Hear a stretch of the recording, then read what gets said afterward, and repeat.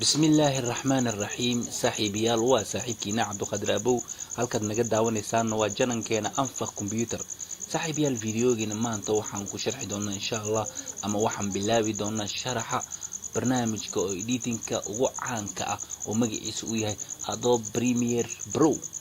insha Allah sharaxeena wuxuu noqon doonaa mid oo talantaali ah Abdul Qadir Abu ee idin soo jeedinaya halkaad ka daawanaysaan waa janankeena anfaq computer saaxiibayaal Premiere Pro markii wajigiis la fiiriyo saan weeye meeshan waa meeshii laga soo gelinayo ii sheeg fiidiyoyada iyo wax kasta iyo sawirada arabtay meeshan waa meeshii wax laga jarjarayay insha Allah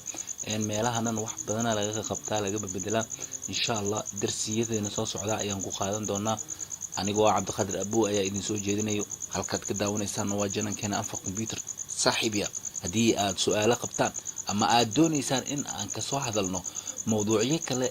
saaxiib hoos nagu soo qor ra'yigaaga waa noo muhiim